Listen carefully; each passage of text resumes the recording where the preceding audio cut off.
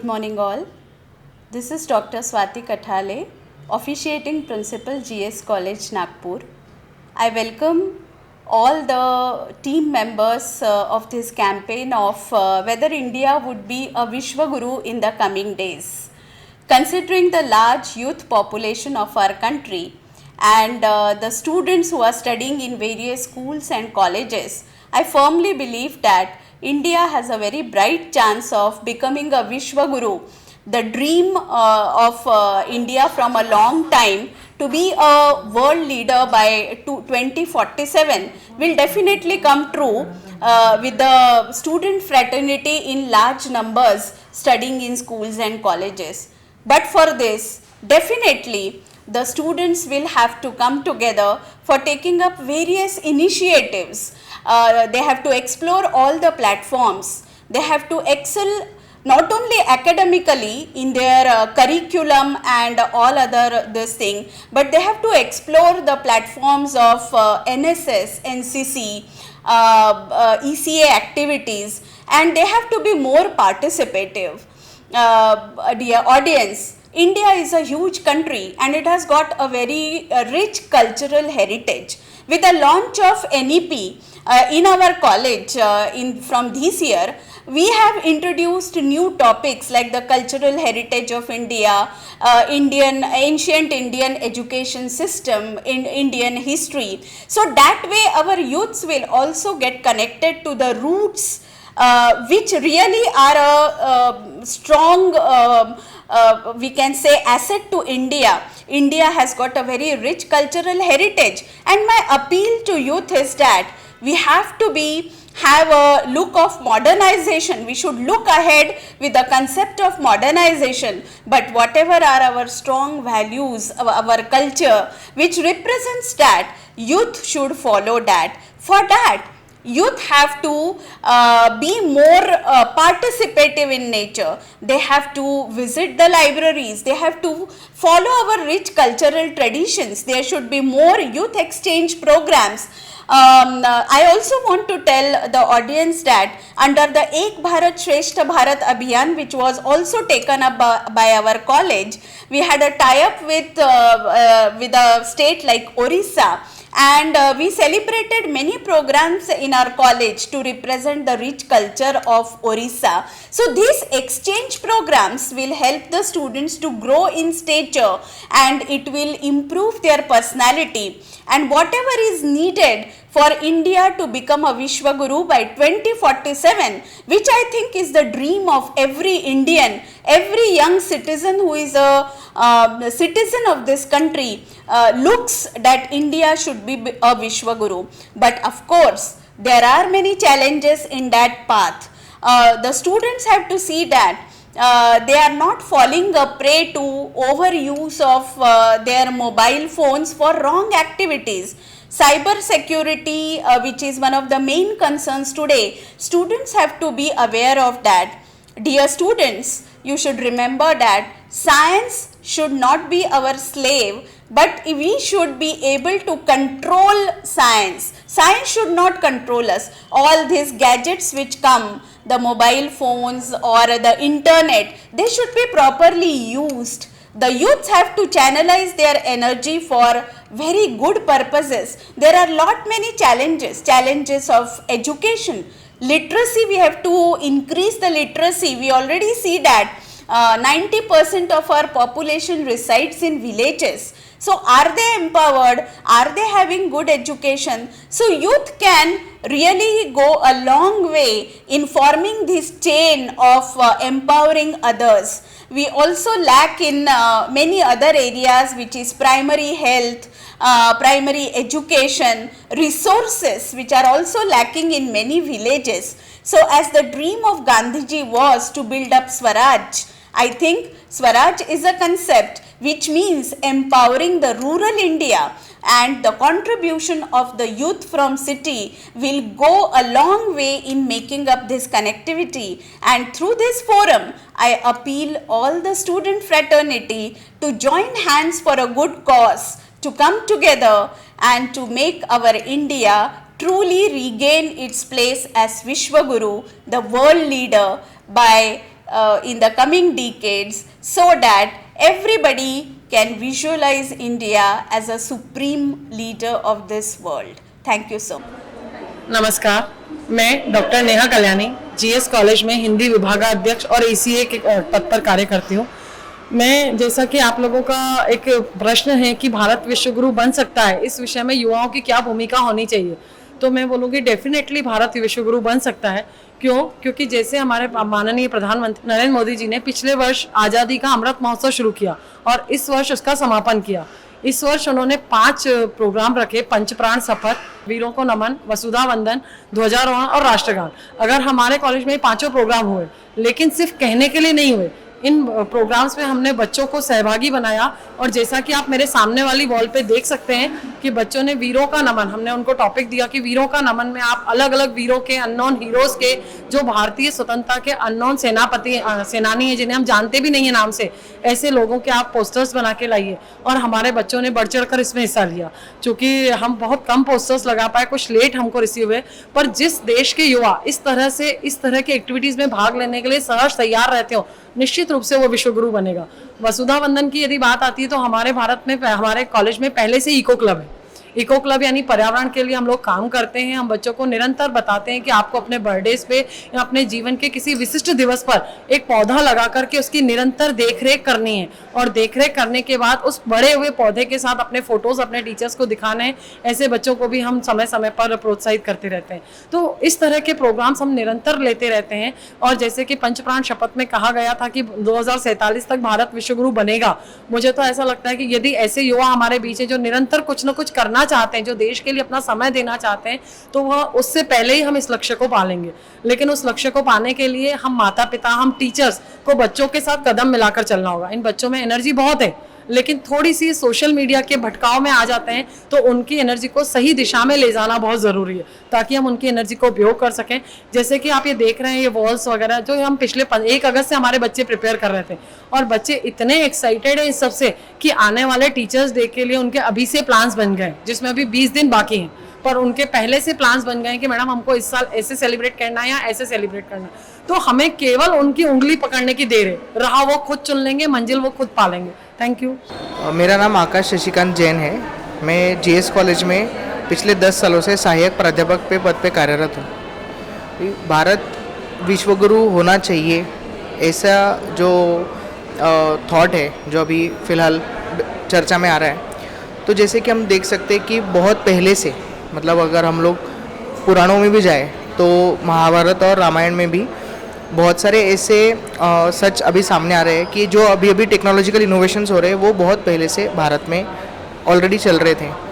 तो भारत ऐसा देश है कि जहाँ पे कल्चरल डाइवर्सिटी हमको देखने को मिलती है, और इसी के साथ में जैसे हम देखते हैं कि बहुत सारे अभी 2022 में बहुत सारे स्टार्टअप्स जो है इंडिया में वो भी यूनिकॉर्न्स हो गए।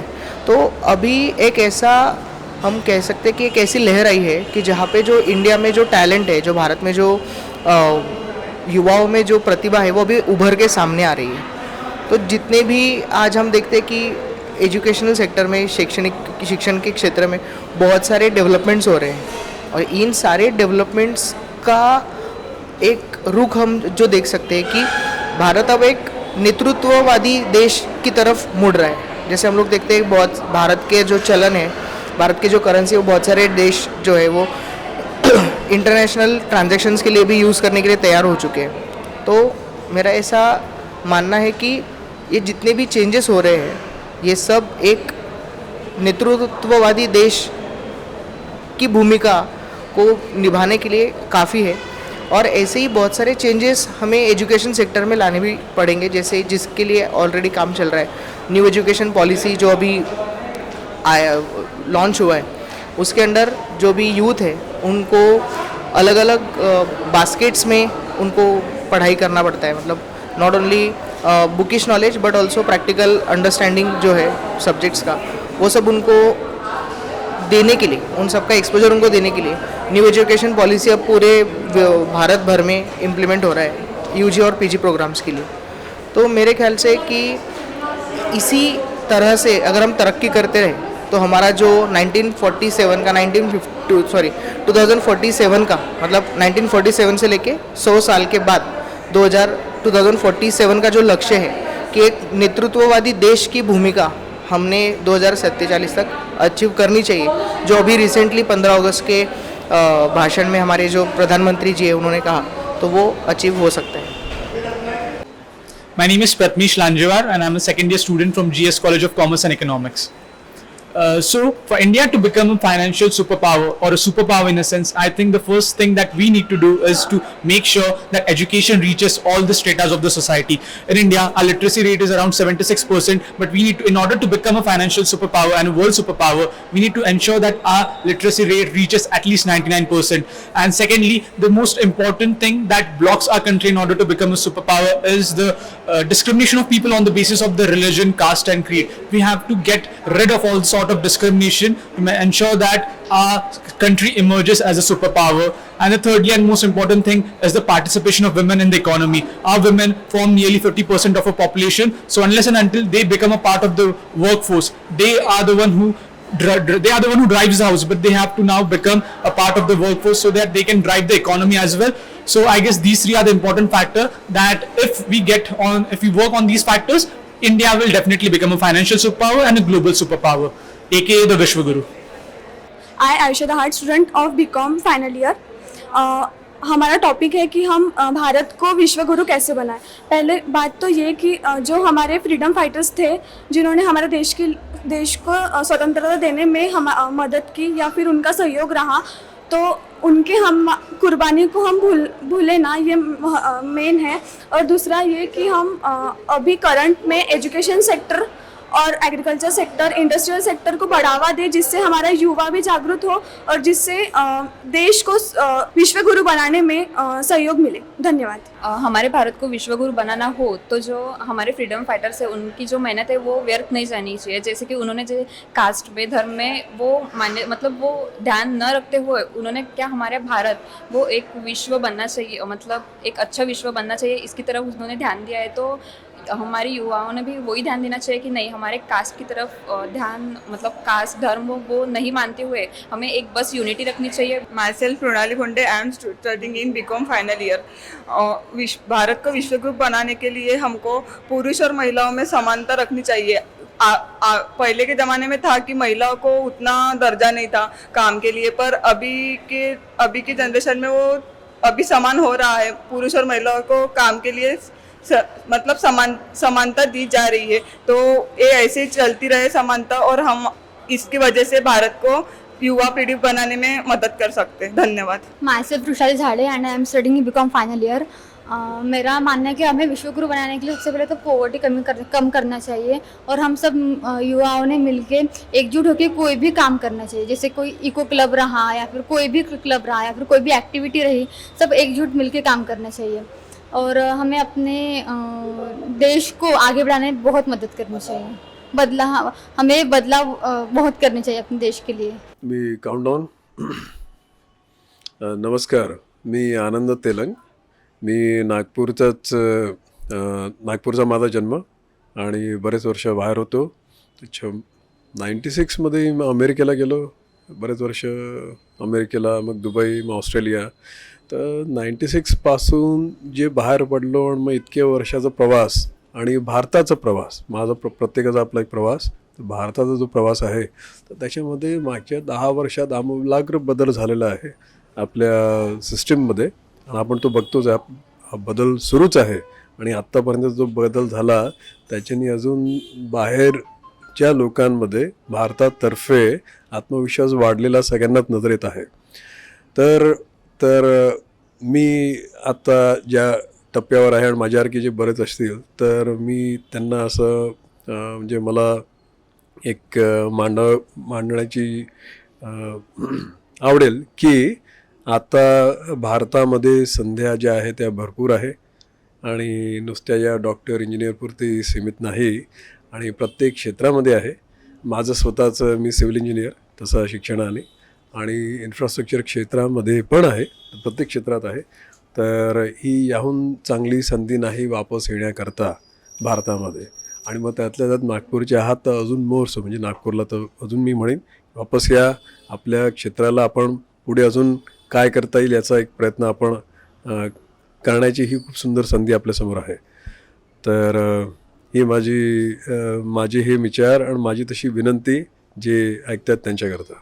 आणि या दृष्टीने आपण असं केल्याने आता ज्या प्रकारे जगामध्ये कलह सुरू आहे वेगवेगळ्या जागी, युक्रेन रशियामध्ये सुरू आहे, इस्रायल पॅलेस्टाईनमध्ये सुरू आहे, नॉर्थ कोरियाच्या बाजूला सुरू आहे, हे सगळे असे भरपूर फ्लॅश पॉईंट्स आहे. या सगळ्या पार्श्वभूमीवर भारत हा म्हणजे अचानकपणे अशा भूमिकेमध्ये आहे की तो सगळ्यांना गुरु या रूपात मार्गदर्शन करण्याची त्याची क्षमता एकदम आता नजरेसमोर आली आहे. मग तो या विश्वाला मार्गदर्शन करणारा गुरु असा तो विश्वगुरु. आणि पुरुष आणि स्त्रिया प्रत्येकाचा दृष्टिकोन असतो. तर जी आपल्या सगळ्यांची आई आहे ती जी प्रेमळ आहे आणि जी सगळ्यांची काळजी घेते आणि कधी रागात आला तर रागवते पण मारते पण कधी, पण ती प्रेमाने मारणारी जी असते तर तशी ती माऊली या रूपात. तर विश्वगुरु माऊली या दिशेने म्हणजे भारताची एक अशी सुवर्णसंधी आहे की भारत त्या रूपात आता समोर निखरून येऊ शकतो. तर त्याच्यामध्ये आपण सगळ्यांनी आपण जो हातभार करू शकतो तो आपण करावा अशी माझी सगळ्यांना म्हणजे श्रोत्यांना विनंती. मी व्यंकटेश मुदलियार. मी BSc करतो आहे आंबेडकर कॉलेजमधनं. तर मी तुमच्यासमोर या गोष्टी घेऊन आलो आहे की आपला जो भारत आहे त्याला आपण कशी ग्रोथ करायची, म्हणजे भारतला विश्वगुरू भारत हे कसं बनवायचं, याला सुपर पॉवर कसं बनवायचं, याचे म्हणजे खूप वेगवेगळे भाग आहे. म्हणजे भारताला या म्हणजे विश्वगुरू भारत बनवायसाठी आपल्याकडे म्हणजे काय काय स्कोप्स आहे भारतला, म्हणजे ॲग्रिकल्चरमध्ये, एज्युकेशन फील्डमध्ये. म्हणजे याच्यासाठी यूथ आपल्याला पाहिजे आणि यूथ कसं येईल हे आपल्याला याच्यासाठी खूप प्रयत्न करायचा आहे. तर माझं हे म्हणणं आहे की जितकं यूथ आपल्याकडे जमा होईल आणि जितकं यंग जनरेशन येईल आपल्याकडे, तेवढं सोपी हा काम आपल्यासाठी होईल आणि तेवढं लवकर आपला जो हा उद्देश आहे भारताला विश्वगुरू भारत बनवायचा तो होईल. तर माझी ही विनंती आहे सर्व यूथ लोकांना.